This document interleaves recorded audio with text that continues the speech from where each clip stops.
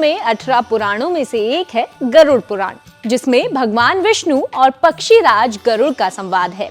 आज हम आपको गरुड़ पुराण के अनुसार वैतरणी नदी के बारे में बताएंगे।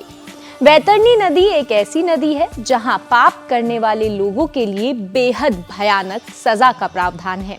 इसे पार करना मौत के दर्द से भी ज्यादा दर्दनाक है, लेकिन सभी के लिए ये नदी इतनी ज्यादा कष्टदायी नहीं होती है।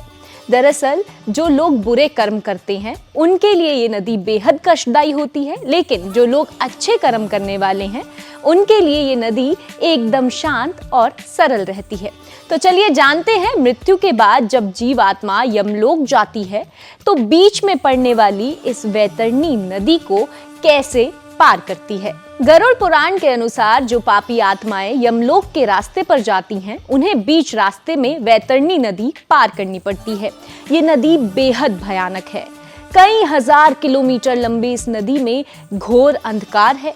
आग की तरह खौलती हुई ये नदी कई तरह की दुर्गंध और गंदे पदार्थों से भरी हुई है। आपको बता दें, इस नदी को पापी जीव आत्माएं पार करने से घबराती हैं, डरती हैं।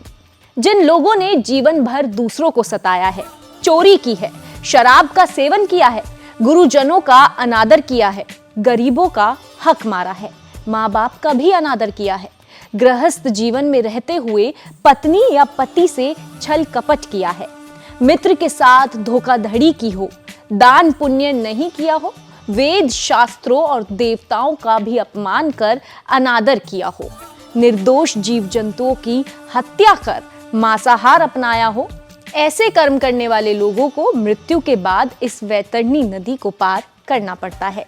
इस नदी में मौजूद सुई की तरह नुकीले दांतों वाले सांप पापी आत्माओं को अनेकों बार डसते हैं। पैने दांत वाले गिद्ध पापी आत्माओं को नोचते हैं, खरोचते हैं। पाप करने वाली ये आत्माएं इस नदी को पार करते समय रोती हैं, बिलखती हैं, लेकिन इसके बावजूद भी उन्हें ये नदी पार करनी पड़ती है। आपको बता दें, इस नदी में ऐसी भयानक स्थिति में पापी आत्माएं नरक की यातनाओं को सहती हैं कि वो कई बार बेहोश भी हो जाती हैं। फिर होश में आकर जोर जोर से चिल्लाती हैं, रोती हैं, चीखती हैं, लेकिन बावजूद इसके उन पर रहम नहीं किया जाता। अंत में उन्हें अपने पूर्व जन्म में किए गए कर्मों को याद कर कर पछताना पड़ता है। इसीलिए आप भी किसी तरह के बुरे कर्म करने से बचें। इसी के साथ ही गरुड़ पुराण के अनुसार जो लोग भगवत मार्ग पर चलते हैं, भगवान विष्णु की भक्ति के साथ साथ अपने आराध्य देवी देवताओं की भक्ति करते हैं, किसी के साथ किसी भी तरह का छल या कपट नहीं करते, ऐसे लोगों के लिए ये नदी बेहद ही सौम्य और सुंदर हो जाती है। चलिए, तो फिलहाल के इस वीडियो में इतना ही। ऐसी ही एस्ट्रो की खबरों के लिए और पौराणिक कहानियां सुनने के लिए आप देखते रहिए इंडिया टीवी।